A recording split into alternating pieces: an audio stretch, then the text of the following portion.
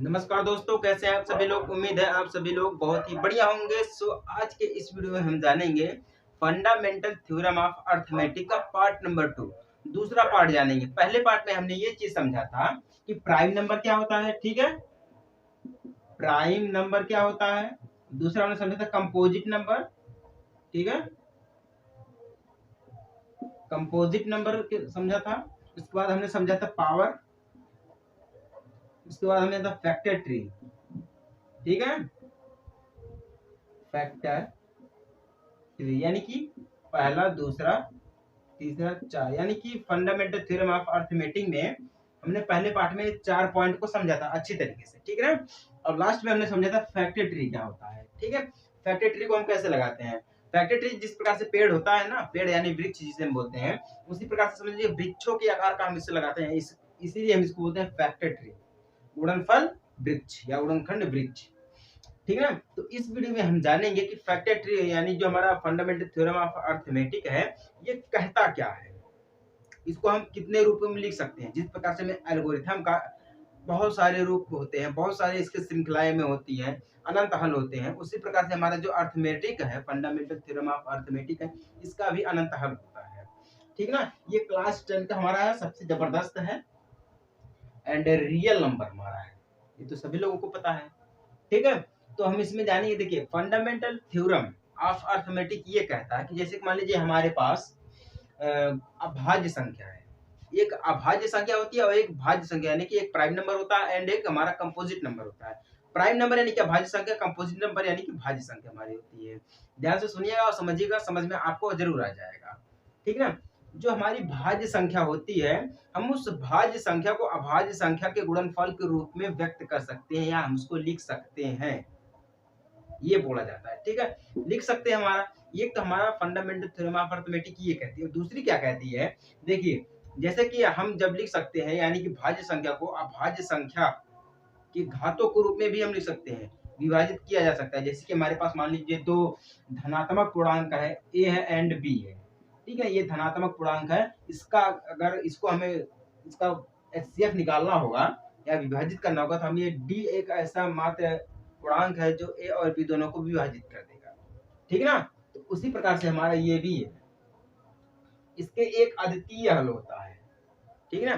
Fundamental theorem का एक दूसरा रूप होता है जिसे हम बोलते हैं अद्वितीय हल। जिस क्या बोलते हैं, अद्वितीय हल बोलते हैं हम इसे, या अद्वितीय रूप बोलते हैं। ठीक है, इसको हम इंग्लिश में कहते हैं unique wave, unique wave, WAY। ठीक है ना। अब यूनिक वेव को हम गुणनफल के गुणनखंडित रूप में लिख सकते हैं। गुणनफल को हम गुणनखंडित करके लिख सकते हैं। इसका मतलब ये हो जाता है, देखिए, किसी भी भाज्य संख्या को हम भाज्य संख्या में कन्वर्ट करने के लिए एक मेथड का प्रयोग करते हैं। सिर्फ एक ही मेथड होता है, एक ही विधि होती है, हम उसको भाज्य संख्या को अभाज्य संख्या में कन्वर्ट कर सकते हैं। वो कौन सी होती है, ध्यान दीजिएगा। जैसे मान लीजिए मैं आपको समझा रहा हूं, अगर हमारे पास 2 है, मल्टीप्लाई 3 है, मल्टीप्लाई 5 है, मल्टीप्लाई 7 है, ये 3-4 संख्याएं दिख रही हैं आपको, है। ध्यान दीजिएगा, एग्जाम्पल के तौर पर मैं आपको समझा रहा हूं, एग्जाम्पल। ठीक है, ये 4 अभाज्य संख्याएं आपको दिख रही हैं। अब इन 4 अभाज्य संख्याओं को अगर हम जोड़ेंगे तो 2 3 6, 6 पच्चे 30, और 30 का गुणा हम 7 में करेंगे तो कितना आ जाएगा, 210 आ जाएगा। कितना हो जाएगा, 210 हो जाएगा। ठीक है, 210 हो गया है। अब ध्यान दीजिएगा हम क्या बोल रहे हैं, अब समझिएगा। अगर हम इसी संख्या को 7 मल्टीप्लाई 2 मल्टीप्लाई 3 मल्टीप्लाई 5 कर देते हैं, तो भी तो हमारा 210 ही आएगा, तो भी तो हमारा 210 आएगा। या हम इसे 3 मल्टीप्लाई 5 मल्टीप्लाई 2 मल्टीप्लाई 7 कर देते हैं, तो भी तो हमारा 210 ही आएगा। करके देख लीजिएगा आप। हम इसको मतलब कहने का मतलब ये है कि हम इसको अनंत रूप में लिख सकते हैं। फंडामेंटल थ्योरम हमारा ये कहता है कि किसी भी अभाज्य संख्या को हम अनंत रूप में लिख सकते हैं, गुणनखंडित कर सकते हैं। समझ में आ गया, नहीं आ गया। पहले क्या बोल रहा था कि किसी भाज्य संख्या को हम अभाज्य संख्या के गुणनफल के रूप में हम लिख सकते हैं। और दूसरा क्या कहता है किसी भी हम भाज्य संख्या को अभाज्य संख्या के गुणनफल के रूप में लिख सकते हैं, लेकिन उसमें क्या करना पड़ेगा, अद्वितीय हल लगाना पड़ेगा, यानी कि यूनिक वेव लगाना पड़ेगा। ये दूसरा नियम कहता हमारा है, ठीक है। उसमें क्या है, एग्जाम्पल हमने आपको दे दिया है, हम आपको एग्जाम्पल दे दिए हैं, समझ लीजिए। हम कैसे भी करके लिखिए, कहने का मतलब ये है कि अगर आप किसी भी भगवान की पूजा करते हैं, ठीक है, तो अपने भले के लिए पूजा करते हैं, आपकी सहायता के लिए, अपनी सहायता के लिए पूजा करते हैं, मतलब मेरी इच्छा पूरी हो जाए। तो भगवान तो कई है, विष्णु भगवान है, शंकर भगवान है, हनुमान जी है, राम जी है, कृष्णा जी है, लेकिन आप जिनकी भी पूजा करते हैं तो मांगते अपनी इच्छा है ना, फल तो वही देते हैं जो आप चाहते हैं। तो उसी प्रकार से है, किसी भी भगवान की पूजा करेंगे आप, किसी भी भगवान की पूजा करेंगे तो फल आपको वही देगा, जो दूसरा भगवान दे रहा है वही तीसरा भी भगवान देगा, वही पहला भी भगवान देगा जो आप मांगेंगे। तो उसी प्रकार से है, आप किसी भी चीज को गुणनखंडित कर सकते हैं, जैसे मान लीजिए हमारा दिया गया है, हम इसको गुणनखंडित कर सकते हैं, ये होता है अद्वितीय हल होता है। आप समझ में आया कि नहीं आया? अब इसमें देखिए एक चीज और आता है, एक होता है आरोही क्रम और एक होता है अवरोही क्रम। क्या होता है हमारे पास, एक होता है आरोही क्रम और दूसरा हमारा होता है अवरोही क्रम। अवरोही क्रम, इसमें अंतर क्या होता है मैं भी आपको समझा रहा हूँ। ये फंडामेंटल थ्योरम ऑफ अरिथमेटिक का सबसे बेस्ट पॉइंट है, मैं आपको समझा रहा हूँ, ध्यान दीजिएगा। जैसे कि इसमें ये बोल रहा है कि किसी भी अभाज्य संख्या को अगर आपस में जोड़ दिया जाए या ऐड कर दिया जाए तो वहां पे एक पावर उत्पन्न होती है। पावर ऐसी वैसी पावर नहीं, जैसे कि किसी अपने बॉडी से पावर दिखाता है, मेरे पास इतनी पावर, इतनी ताकत है, जो होता है, लेकिन वो वाली पावर नहीं। पावर यहाँ पे क्या दिखाई जाती है, आरोही क्रम पहले मैं आपको समझा दे रहा हूँ। आरोही क्रम, ठीक है। आरोही क्रम क्या होता है, जैसे मान लीजिए हमारे पास एक धनात्मक संख्या है, हमारे पास एक धनात्मक संख्या है, मान लीजिए x है, धनात्मक संख्या x है। तो x है, अगर इसको हमें खंडित करना, खंडित करना, तो हम कैसे करेंगे जानते हैं, लिखेंगे यहाँ पे p1 dot p2 dot dot dot dot करके हम pn लिखेंगे, ठीक है ना।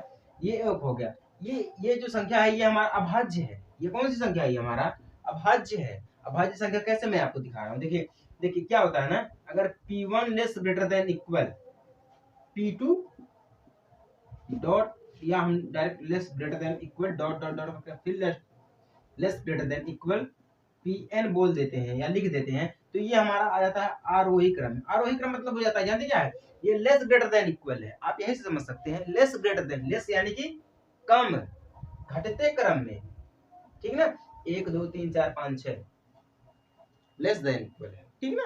तो इसका अपोजिट ये हो जाएगा अवरोही क्रम। आरोही क्रम जो उसका अवरोही हो जाएगा, जो अवरोही उसका आरोही हो जाएगा। बस कुछ नहीं करना है। समझ में आ गया कि नहीं आ गया आप सभी लोगों को? अब चलिए ठीक है, मैं आपको समझा रहा हूँ फैक्टर ट्री के बारे में। फैक्टर ट्री हमने आपको लास्ट में समझाया था, पार्ट 1 में लास्ट में समझाया था। जैसे कि हमारे पास मान लीजिए है 32,760, एक संख्या हमारे पास मान लीजिए, ठीक है ना। मैं आपको जो समझा रहा हूँ ध्यान दीजिएगा, मैं ये समझाने की कोशिश कर रहा हूँ आपको, जो भी देखिए, जो भी अभाज्य संख्या, हमें पावर कैसे प्राप्त होगी।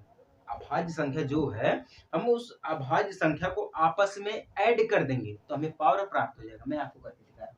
हमने जब इसका फैक्टर ट्री निकाला था तो हमें मिला था 2 मल्टीप्लाई 2 मल्टीप्लाई 2, ठीक है, फिर मल्टीप्लाई 3 मल्टीप्लाई 3, ठीक है, मल्टीप्लाई 5 मल्टीप्लाई 7 मल्टीप्लाई 13, ध्यान दीजिएगा, मल्टीप्लाई 13 मिलेगा। अब देखिए, अब हम क्या करेंगे, ये सारे तो हमारे कौन से अभाज्य गुणनखंड है, ठीक है, अभाज्य गुणनखंड है या अभाज्य संख्या बोल सकते हैं इसको हम। अब हम इन अभाज्य संख्याओं के मानों को आपस में ऐड कर देंगे। ऐड कर देते हैं, चलिए ऐड करते हैं। देखिए 1 2 3, जो 2 है वो 3 बार दिया गया, तो हम क्या करते हैं 2 की पावर लगा देते हैं 3, मल्टीप्लाई कर देंगे। अब 3 जो है कितनी बार दिया गया, 2 बार, 1 2, तो 3 की पावर 2 कर देते हैं, मल्टीप्लाई 5, 5 एक बार है तो हम पावर 1 मान लेते हैं, फिर 7 1 बार है 1 कर देते हैं, 13 एक बार है तो 1 कर देते हैं पावर। अब देखिए यहाँ पे जो पावर 1 है, इसको हम लिखें या ना लिखें, इसको हम लिखें या ना लिखें, कोई ज्यादा फर्क नहीं पड़ने वाला है, ठीक है, तो भी वही हमारी चीज रहेगी। तो ये जो हमारा आ गया 32,760 बराबर कितना हो गया, इसी को हम कहते हैं पावर। पावर में आगे कि नहीं आएगा, इसी को हम कहते हैं पावर। पावर के रूप में लिखा जा चुका है आप सभी लोग देख सकते हैं, इसको ध्यान से समझ सकते हैं। ठीक है, यही, ज्यादा कुछ नहीं है, बस यही है। अभी मैं आपको एक चीज और समझा रहा हूँ, सबसे बड़ी चीज समझिएगा। एक हमारा होता है गुणनखंड, ठीक है, गुणनखंडित होता है, मैं आपको समझा रहा हूँ आरोही क्रम में। एक हमारा एचसीएफ होता है और एलसीएम होता है, मैं आपको वो चीज समझा रहा हूँ, ध्यान दीजिएगा। एक प्राइम फैक्टरेशन मेथड होता है, कौन सा होता है? प्राइम फैक्टरेशन मेथड होता है। प्राइम फैक्टरेशन मेथड देखिए, prime factorisation method, METH method, ठीक है। इसका मतलब हो जाता है प्राइम यानी कि अभाज्य, फैक्टरेशन मतलब कि हमारा हो जाता है गुणनखंडन, और मेथड मतलब विधि हो जाती है, ठीक ना। मैं लिख रहा हूं यहाँ पे अभाज्य गुणनखंडन विधि, ये चीज मैं आपको समझा रहा हूँ, ध्यान से समझ लीजिएगा। ये क्या होता है? ये होता है जो हमारा पावर में सबसे छोटी गुणनफल और सबसे बड़ी गुणनफल, सबसे छोटी गुणनफल कौन सी होती है हमारी? है HCF, हाईएस्ट कॉमन फैक्टर, सबसे छोटी गुणनफल होती है। और सबसे बड़ी गुणनफल होती है हमारी LCM, ठीक है, LCM, लोएस्ट कॉमन फैक्टर। चलिए इसको भी हम समझ लेते हैं। जैसे मान लीजिए हमारे पास, एक एग्जांपल के तौर पे मैं आपको समझा रहा हूँ, हमारे पास दी संख्या एक 6 दी गई है, और एग्जांपल है ये हमारा, देखिए एग्जांपल, एक 6 दी गया और एक 20 दिया गया, ठीक है। इसमें ये बोल रहा है अभाज्य गुणनखंडन विधि से HCF और LCM ज्ञात कीजिए। क्या करिए? HCF और LCM ज्ञात करना है, ठीक है, कीजिए। किसके? अभाज्य गुणनखंडन विधि से हमें क्या ज्ञात करना है? 6 और 20 का HCF और LCM ज्ञात करना है। चलिए हम ज्ञात करते हैं। देखिए यहाँ पे देखिए सबसे बड़ी संख्या कौन सी? हम सबसे बड़ी संख्या से स्टार्ट करेंगे। सबसे बड़ी संख्या हमारी 20 है, तो यहाँ से ले लेंगे 20, ठीक है, 20 भी ले लेंगे। मान लीजिए 20 हमने ले लिया, 20 ले लिया है, ठीक है। अब 20 को हम क्या कर सकते हैं? देखिए 20 को हम तोड़ेंगे, अगर 2 × 2 कर देंगे तो 2 दूना 4 हो जाएगा, और 4 पच्चे 20 हो जाएगा। टोटल हमारा कितना आ गया? 20 आ गया। ध्यान दीजिएगा, ये हमारा HCF है। एक बार हम HCF निकालेंगे, एक 20 का निकालेंगे, फिर दूसरा हम HCF मान लीजिए ऊपर से निकाल दे रहे हैं 6 का, ठीक है। अब 2 की पावर 1 कर दे रहे हैं, या 2 कर दे रहे हैं, मल्टीप्लाई 3 कर दे रहे हैं, 3 दूना 6 हो जाएगा। टोटल हमारा कितना हो गया? 6 हो गया। कितना हो गया? 6 हो गया। अब ध्यान दीजिएगा, मैं आप सबसे जो मेन चीज समझाने जा रहा हूँ, यहाँ पे देखेगा, यहाँ पर भी एक 2 है और यहाँ पर भी एक 2 है, दोनों में है, ठीक है ना। मतलब जो संख्या पहले में और दूसरे में कॉमन मिल जाती है, वो हमारी क्या हो जाती है? HCF हो जाती है। दो संख्या जो आपस में कॉमन मिल जाती है, वो हमारी क्या हो जाती है? HCF हो जाती है। LCM में आपको पता है मल्टीप्लाई करना पड़ता है, LCM में आपको मल्टीप्लाई करना पड़ता है, लेकिन HCF में क्या करना पड़ता है? जो संख्या आपस में मिल जाती है दोनों संख्याओं में, वो हमारी क्या हो जाती है? HCF हो जाती है, ठीक है। HCF इसमें हमारा क्या हो गया? HCF बराबर हमारा कितना हो गया? 2 हो गया। अब 2 HCF किसका है? 20 का है और 6 का है। 20 का और 6 का जो हमारा क्या है? HCF है, वो 2 निकल गया। इसको हम बोलते हैं संख्याओं के प्रत्येक उभयनिष्ठ अभाज्य गुणनखंड की सबसे छोटी घात वाली संख्या। सबसे छोटी घात वाली संख्या कैसे का मतलब ये है, देखिए यहाँ पे 2 एक बार दिया गया तो 2 की पावर 1 कर देते हैं, यहाँ पे देखिए 2 की पावर 2 कर देंगे, मल्टीप्लाई 5 कर देंगे, ठीक है, टोटल 20 आ जाएगा हमारा, ठीक है। सबसे छोटी आ गई है। अब यहीं पे हम एलसीएम की बात करें, ध्यान दीजिएगा, एलसीएम की बात करते हैं, तो एलसीएम में हमारा 6 आ जाएगा, 20 आ जाएगा, ठीक है ना। 6 आ गया, 20 आ गया। अब देखिए यहाँ पे 2 की पावर 2 कर देते हैं, 6 दिया गया है, 6 दिया गया है, अगर हम इसका निकालें तो 2 × 2 इसका भी आएगा, 2 × 3 आएगा, और 20 का भी यही आएगा, 2 × 2 × 5 आएगा, ठीक है।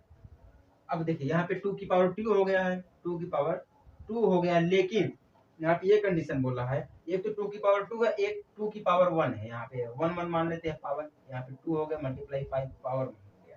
ध्यान दीजिएगा, जहाँ पे कोई संख्या नहीं रहती है वहाँ पे हम, या जहाँ पे कोई चिन्ह नहीं रहता वहाँ पे हम इंटू लगा देते हैं।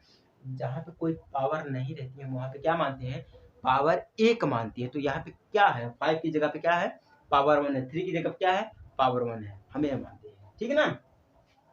ये संख्या हमारी हो गई। तो यहाँ पे देखिए सबसे बड़ी चीज क्या है, हमने ये लिखा है।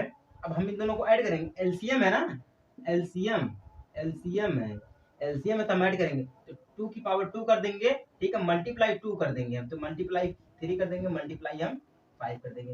यहाँ पे सबसे बड़ी संख्या कौन सी है, 2 आ गई है। यानी कि ये बोल रहा है कि संख्या में संबंध प्रत्येक अभाज्य गुणनखंड की सबसे बड़ी घात वाली संख्या ये है, ठीक ना। एलसीएम और एचसीएफ में सबसे बड़ा फर्क यही होता है हमारा। समझ में आ गया कि नहीं आ गया।